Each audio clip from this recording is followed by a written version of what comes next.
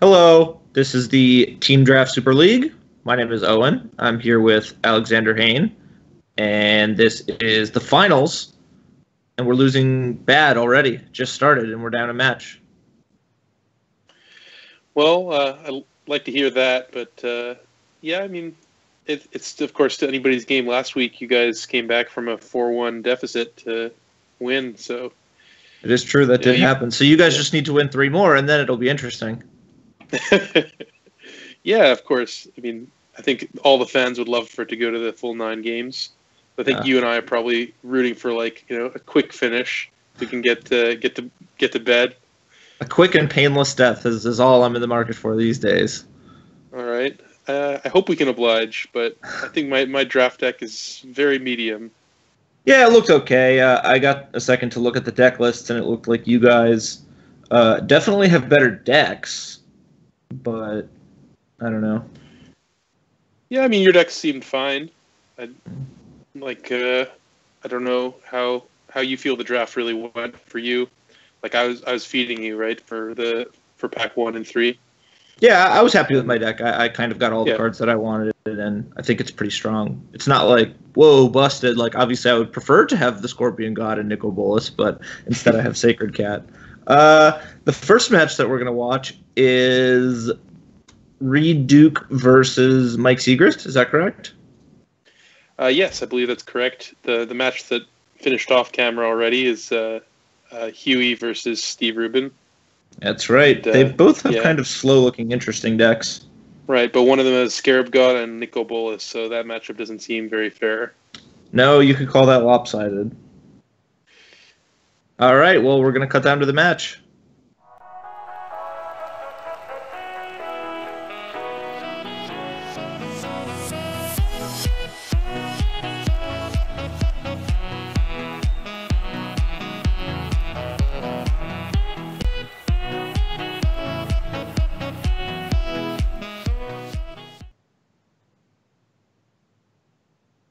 All right, it appears that Mike is on the play.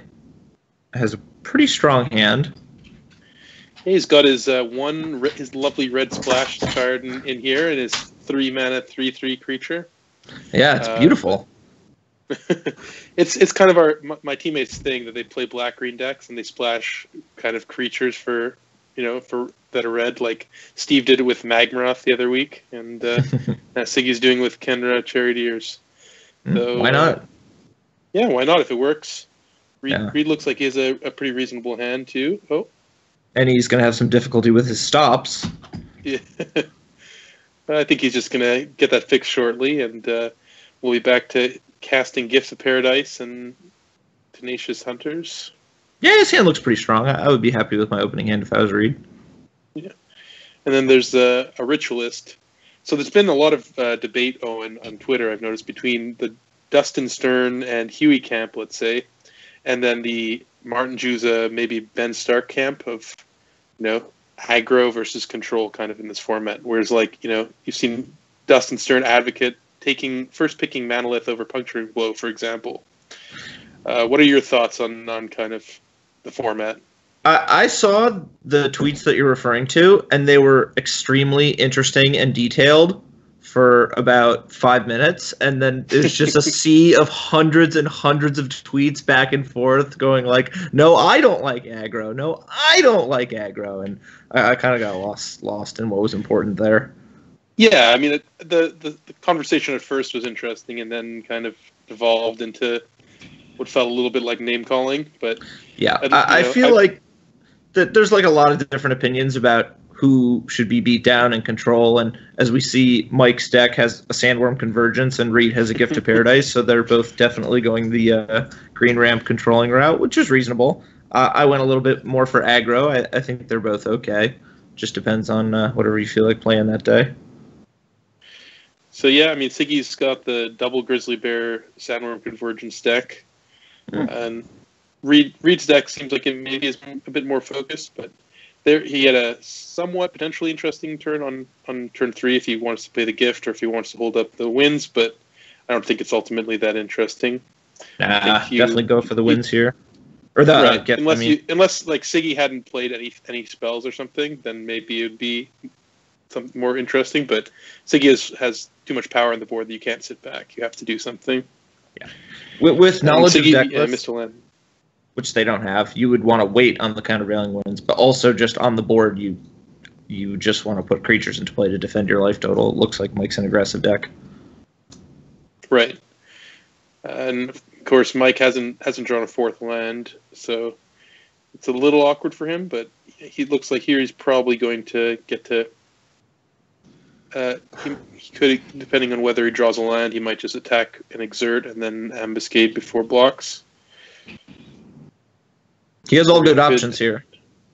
Yeah. I mean, he could just attack with his team and use the stamina. He knows Reid is going to block. Yeah. Right. So he just needs to choose if he wants to be mana efficient or if he wants to have selection over which one of these spells he wants to have later. And that's exactly what he's thinking about now. Right. Also, the Feral Prowler, of course, Reid could block that one. Yeah.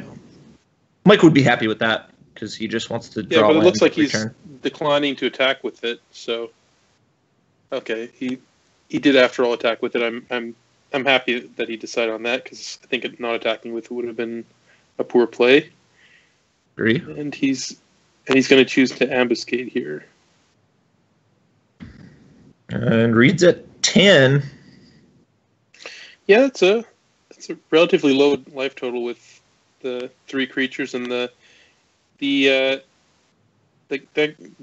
rocks. The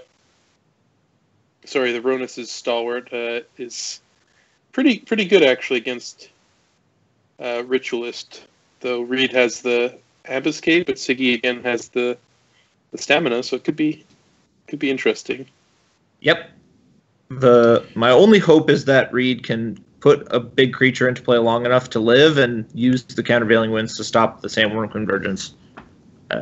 Right. In the next 2 turns, it will be clear whether or not that works. So Siggy's drawn his red mana. Of course, as a desert, it comes into play tapped, so he doesn't get to use his mana very efficiently this turn.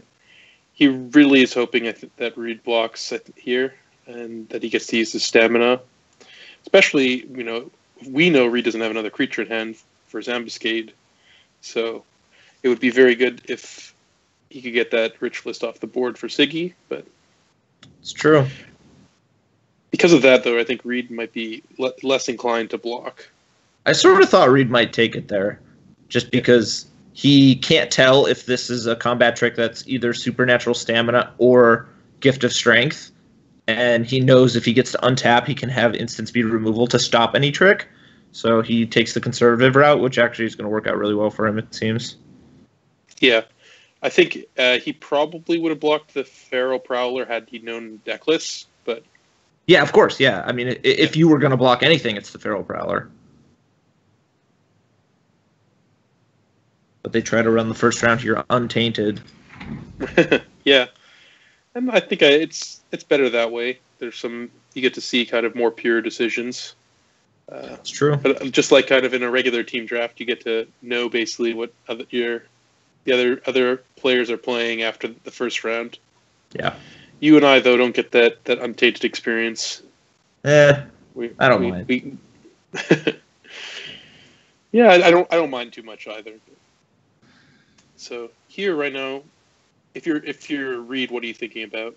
Well, if I was Reid, my turn would have been over. I would have cast Aven Initiate and passed turn. I mean, it's mana efficient, and you get to leave up your reactive cards, and you get to make it so that you're not going to get attacked as much.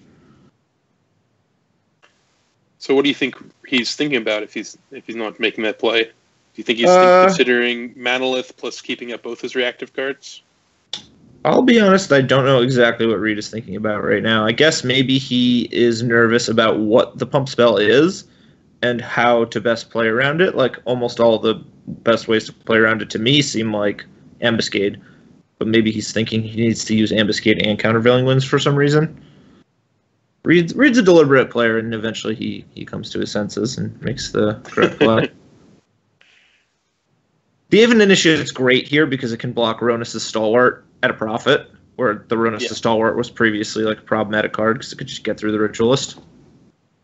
Right, yeah, it was a card that before demanded an ambuscade, and now like Reid doesn't have to be the first one to act here, which is a pretty huge thing, I think. Yep.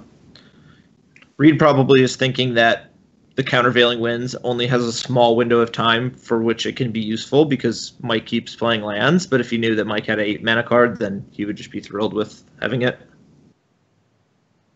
Right. So if you're Mike here, you could have not played your land after playing your 3-drop to try and bait out the countervailing winds. Is that something you would have considered doing? I don't really think that that's on his radar. I think he's just kind of making the correct autopilot play. And I would definitely have played my land first in Mike's position because he could win this game without casting the Sandworm Convergence. Like, some of the time he has Sandworm Convergence and Reid has countervailing winds, and he still wins anyways. So I do like that play. So if you're he Mike, kind of knows what's up. Here? Yeah, like, I mean, Reid definitely has some sort of interactive spell, right? Yeah. Especially with the amount of time he spent thinking on his turn. And, like, no blocks, creature go. Yeah. It's like, you're not going to not block and then not block again and then not block ever. Right. So he knows Reid has some kind of strategy right now. Yeah, so I think if I were Mike, I would probably consider passing here. I think it's reasonable, but I don't know if it's the type of game that he wins all that often. Well, again, he's got the Sandworm Convergence in hand, so like, you know, he can kind of wait things out. Like, Reid doesn't have the ability to really pressure him very much because Reid's life total is low, and any attack by Reid kind of is met by a big counterattack by Mike. Mm-hmm. It looks like he's deciding to attack, and I don't hate it. We'll see how it works out for him. I mean, I think badly. it's gonna be pretty poorly, but yeah. And Reid has his choice of spells to cast. So if you're Reid, this is actually interesting because you might decide that you want to use the countervailing winds here. This is interesting, but I don't think that Reid will do that.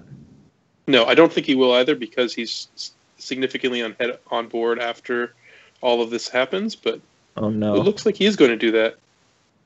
Wow, saving the ambuscade because he's planning to tap out to bring back his Aven, I assume. You would think that when you, by casting the ambuscade, you put a 4th card into the graveyard and the Aven is a 5th card, so it would just be straight up hard counter. So it would be your most valuable reactive card at that point. Yes. But Reid is worried about getting on board. Right.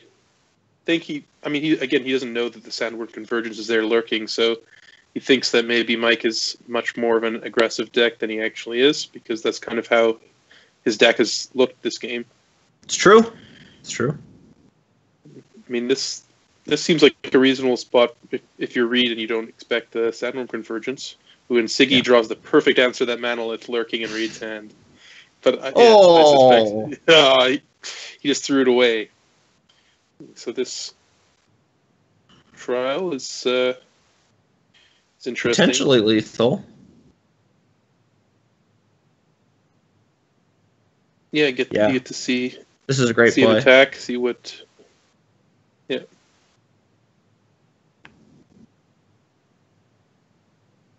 So if you're Reid, how do you block? I feel like you definitely don't blow your ambuscade here, right? It feels like this is. No, I would just die with ambuscade in my hand before casting it.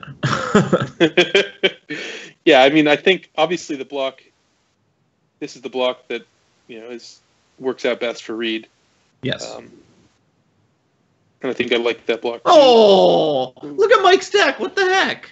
This is crazy. I mean, look at his draw. Really looks like he's really going to get punished for his choice of spells. If you're Mike, usually you don't like to put expensive 8 and 7 mana bomb rares with cheap beatdown creatures, but when you just draw a bunch of beatdown creatures and then a bunch of expensive cards, like in the right mix, they actually work pretty well together. Yeah, they do. I mean, on the other hand, you do need some low drop creatures to survive. Like Feral Prowler is not really a beatdown creature. That's a card that does enable your 7 and 8 drops because it lets you survive and then it cashes in for a card which helps you hit land drops. Reid could win this game, but Mike needs to get unlucky and Reid needs to get very aggressive. Well, not anymore. He can't. If Mike had drawn something like a Traveler's Amulet, and then Reid had drawn something like a Countervailing Winds, he would win. But as it sits, he's incapable of winning. Yeah, I mean, if you're Siggy here, are you putting land on top, or are you going to put a spell, then land? I would put land, then spell.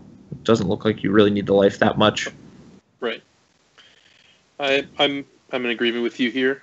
And just the Sandworm Convergence saying creatures with flying can't attack. It's just so ridiculous. Yeah, it's pretty big game. I think Reid's kind of has to draw his second Countervailing Winds here, I think, to be in a decent spot. And even then, the Sifter Worm's problem. Yeah, I think the game's been decided already. Because Siggy still has that trial. Yeah. I mean, like, just for laughs, let's look at Reid's deck list and say he has 1 Unquenchable Thirst. I did not see what got revealed there, but I didn't either. Siggy's life total changed though, so it's not a land. He gained. Oh, it was a forecasting cost spell. Yeah. That's pretty good. You need to just desert up your Aven so that the Aven can ambuscade down the Sifter Worm, and then you get to attack for 7. You get to attack for 10. Okay. Yeah. And then Mike.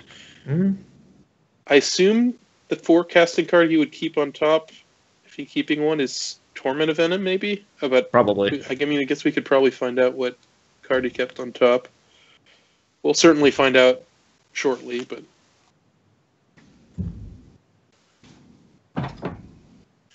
Yeah, so that was actually a pretty good draw from Reid. Yeah, it was great. If Reid's ridiculously lucky, then he can win. Yeah. Like, now he needs to draw exactly Countervailing Winds. Yeah. This Manolith is... If Siggy has the Torment, this Manolith is... Yeah. This Manolith is going to become food, most likely. Mm-hmm. Certainly Mike should just attack, right? Right. He definitely should. I mean, it's pretty hard for Reid to win from this spot. I guess Reid just auto double blocks. So yeah, he's gonna definitely double block.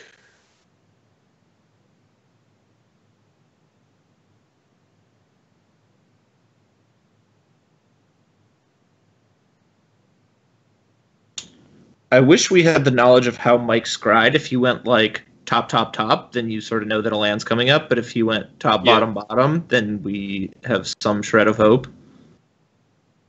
But Magic Online doesn't allow us to see that as spectators. So, how is Siggy going to use his spell? I assume you got to keep your Trampler around, right? But yeah, I don't know. I guess he's happy trading things off. He probably just wants to use the trial to kill the Aven and have a clean board and high life total with the Sandworm in his hand. He probably thinks that he can lose in that position. Which is reasonable. That definitely seems reasonable, yeah.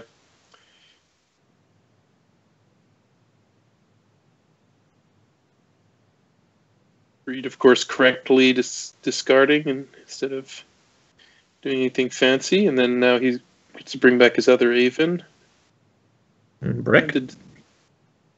Come on, Reid. Top deck Countervailing Winds. Stop playing with your food. Kind of bad. Yeah. He's probably just gonna play. He also has to decide whether he wants to use it right away or not. Yeah. I don't know. I think I would be inclined not to use it, but yeah, I would not use it. I would attack for 3, play both my. Yeah, because you play two creatures, like both of them can block profitably. Siggy has to cycle to be able to just trade with one. So like, the only way things really go badly is if he like cycles and somehow is a way to get rid of both blockers. But even then, you're not double blocking anyways. Yeah. Like his guy's gonna be a 1/2 non-trample. Yeah. Wow. Reid is playing very conservative. I guess he doesn't know that Siggy doesn't have just a big creature in his hands, so. Yeah, I mean this play does make perfect sense. Yeah. with knowledge of Mike's hand, I would not like him to play in this way, but given that he's playing in this way, it's obviously totally reasonable. Yeah. I think other than the countervailing winds play, I've liked every play that Reid made this game. Yeah.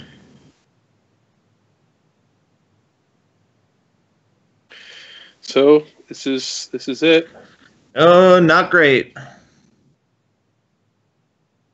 I don't think Reid has a good creature to draw either. It's not like his creatures are like terrible. I guess Greater Sandworm would be good if he could just. Yeah.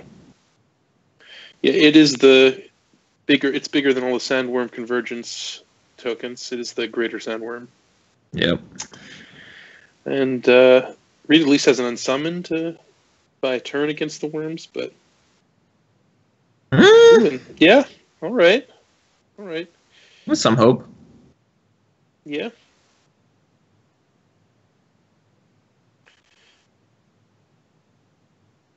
Problem, of course, Siggy did draw a Archer, but yeah, it's really good on this board too. Reid does have the Reid's what I think. So. Well, that's a really bad draw for us. Just another creature. Yeah, just any creature, really. I was hoping that Reid would draw Ramnap Excavator to return Heshap Oasis every turn to make the Greater Sandworm a 10/10, so Mike would just have to continually chump block it and just like hopefully use all your other riffraff to find a way out. Yeah, I mean you can continually chump block it and then have your. Yeah, it would be an interesting spot, but instead I think that land kind of seals the deal. I'm trying to think what outs Reid has from this spot. Like his out is just scaring Mike into jump blocking. Right. It's just like kill the 5/5/5 or the sharpshooter or whatever, and then attack, and then hope he's afraid of a trick. But that's not going to work.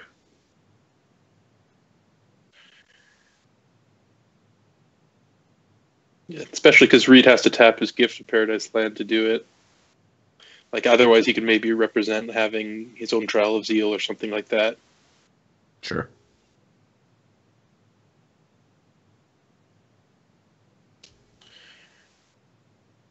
Reid is not one to give up, though, so he's going to definitely try and win this game. Oh, of course he's going to keep playing. Yeah.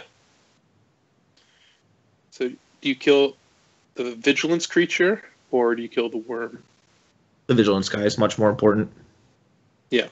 Because now if you attack, you put him to 3, or he chumps, so you put him to 3. Yeah, then maybe you can draw an answer to the next worm he gets, right? Yeah, there's not much of that in Reid's deck. I see There's Ambuscade Thirst, right? And Unquenchable Thirst, yeah. Which could work, but only if Mike decided to attack. Yeah, this is nice. Oh my god. Reid was just a favorite at that point. Well, not a favorite, I guess, but it's like it was possible for him to come back given Mike playing conservatively. But a 5/5 off the top is not good. No, it's forces Reid to have basically to draw Unquenchable Thirst, and then That doesn't do anything. He just loses. Siggy can't draw anything. He has to draw a Ramnap Excavator. And yes, he has enough mana for that. He would force either a chump or a trade, and then he could potentially draw more creatures. No, that's not going to do it.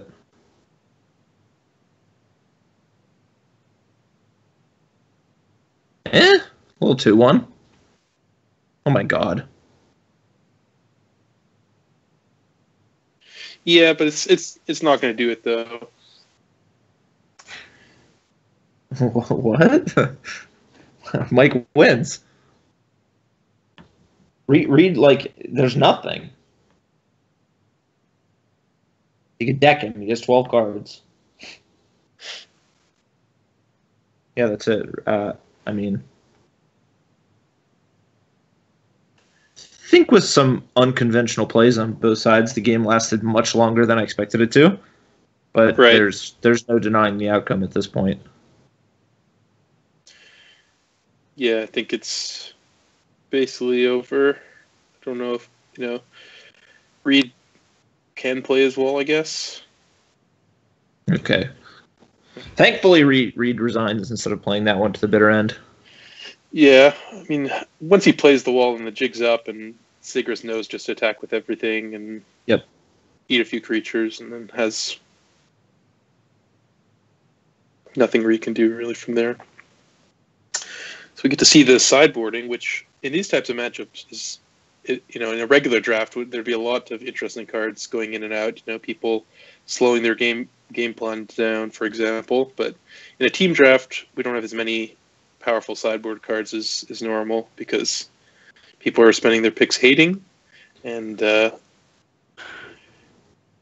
doesn't really look like too much is going to happen. What do you think the players are going to sideboard, Owen? Mike looks really interested in Kefnet's Last Word. I saw him take his Canada Charioteer and Trial of Zeal, move it right near the amulets, and I saw him play with his mountain in his red desert.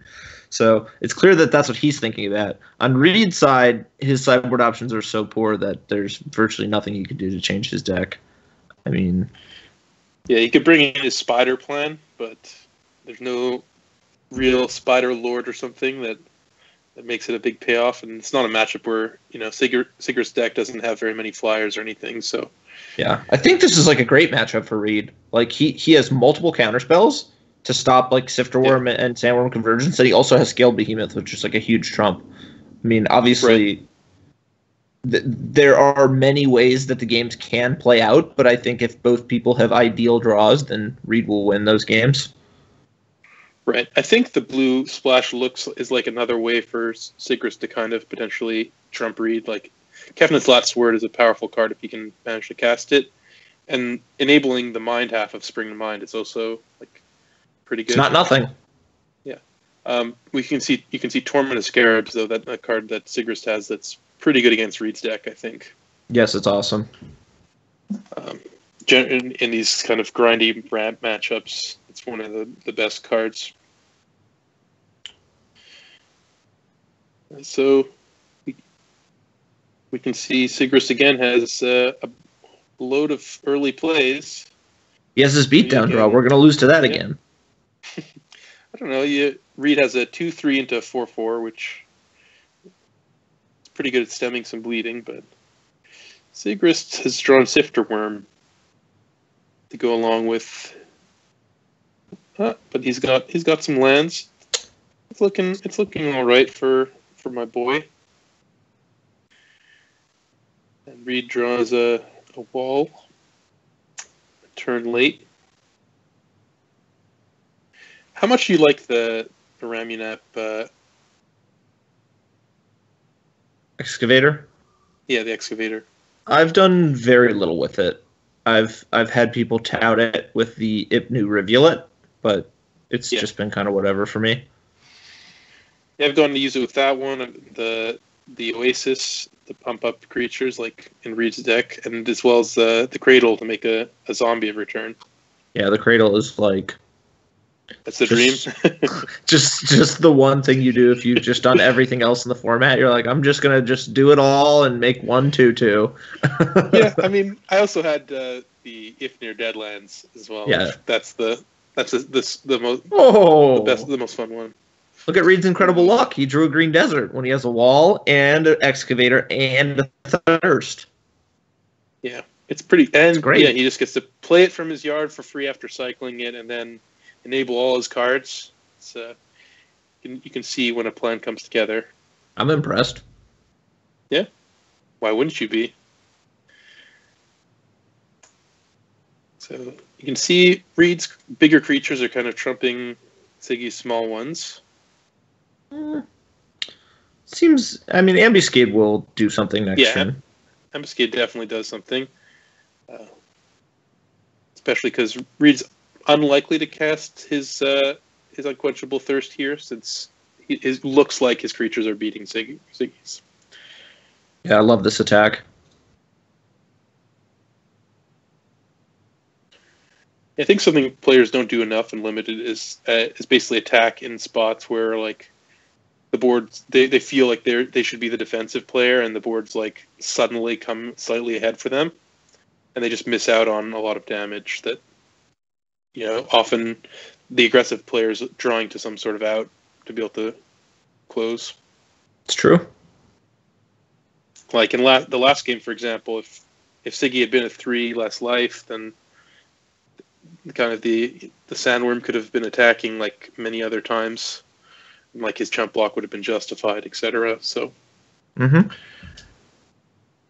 we get to see the amulet. See, he's got a couple of those to find splashes, or as well as this red desert. If I'm Mike, I'm definitely getting a forest here. There we go. Oh yeah.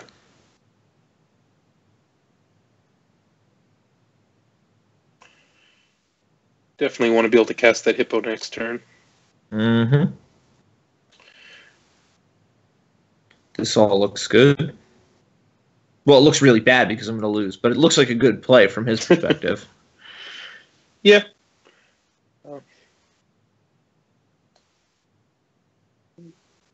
Reid's got a reasonable turn, though. Yeah, ting-a-ling, take 2. Well, it's actually going to be 3. So Reid's going to wait till the end of Mike's turn, I think, to do the extra point. That's a good draw for board Mike. Is looking okay if Reid can draw a way to cast and use Banewhip Punisher. Not great. Yeah, I agree. Only okay. The fact, though, that he has to basically draw a way to get 2 black mana at once because Sigrist has the Torment means that like it's a little bit worse for Reid because if he puts on his Hippo, for example, after drawing a Swamp, then Siggy can keep his Hippo around by getting rid of the Punisher. But Reid does have the Unquenchable Thirst, so we'll see how things turn out. He's certainly going to go there first. Yeah.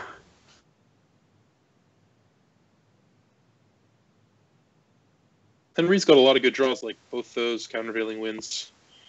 Pretty good when Siggy's drawing the top end of his deck, even though Reid doesn't have that many cards in his graveyard. Nope.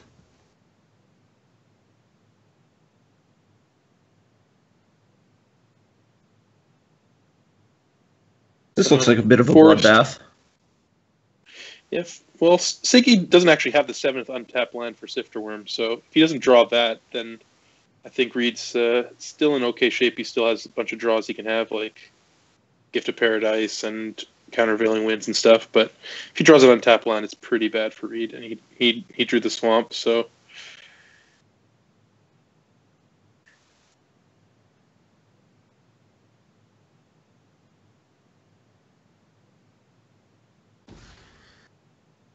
So Siggy chooses to exert to force through damage now.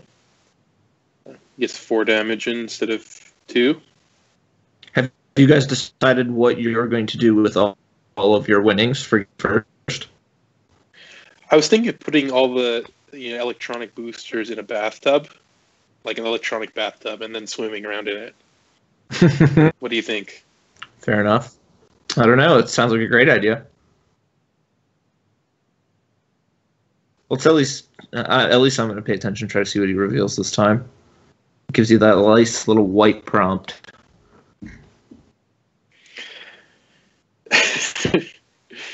Spring to mind, not bad. What do you normally spend your magic winnings on, Owen? Chipotle. It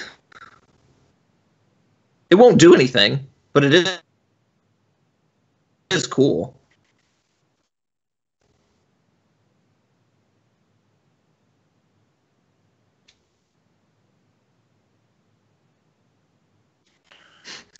I thought to myself when I saw the Spring to Mind, well, he can get red mana, and he can use that red mana to cycle his desert, and that kind of has, some strategic implications. But the reality is he just gained 9 life with it. He just picked it because it was 9 life.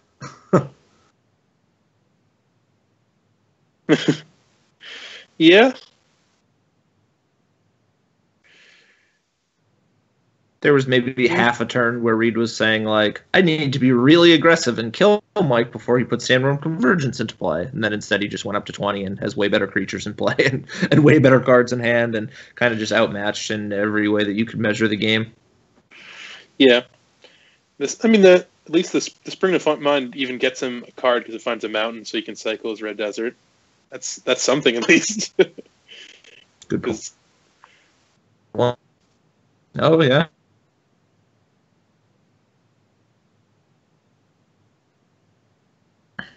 Surely Reid's just going to take it and hope that nothing bad happens for the rest of the game.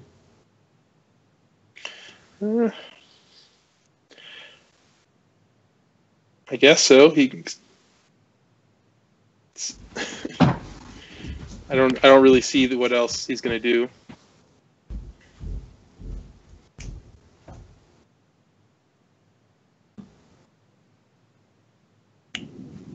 He's going to get mean. That's what he's going to do. All right. Well, I mean, I can't say I dislike this. But... In Reid's eyes, he knows Banewit Punisher will trade for Sifter Worm, so he says to himself, is Wall of Forgotten Pharaohs worth 6 life? And it almost certainly is. Right. Now, that won't exactly be the end result, because Mike has a card in his hand, but yeah, trying to use your intuition to figure out the only way that you can win, and this being one of the ways, is smart. Right. There's like certain points where, if Reid knew Mike has Torment of Venom in his hand, he knows his percentage chance of winning the game is just so slim. Whereas if he doesn't have it, this is the play that gives him the best way to win. So it's not very interesting because it just results in the game ending sooner. Yeah. I mean, yeah, but at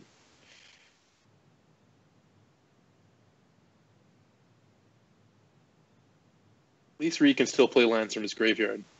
He's got that going for him. I don't like playing against Sifter Worm. I don't like it. I don't find that to be a pleasurable experience. Well, I do when my opponent's stuck on like 5 lands. Yeah.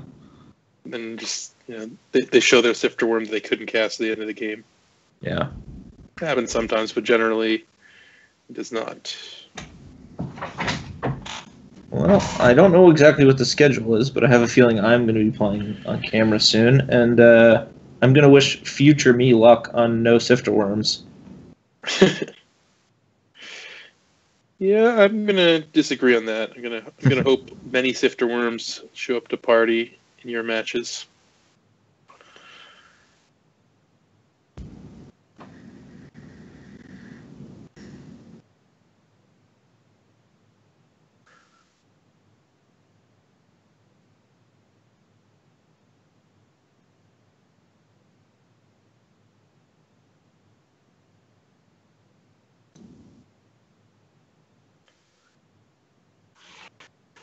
So does Reid actually have anything he could draw to pull back from this? I guess he could draw his Greater Sandworm. I don't believe so.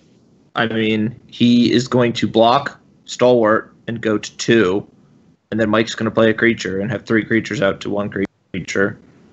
And a Sandworm just makes him dead, so he should have to either draw a Sifter Worm of his own or 2 creatures, which I don't think he can do. But had he chump blocked with the ramming up, I guess he could have had to go to 5. Yeah, and then next turn he goes to 1, and then the guy has Kendra Eternal and kills him. But of course he doesn't know that what Sigrist has, and it's kind of a ambitious play.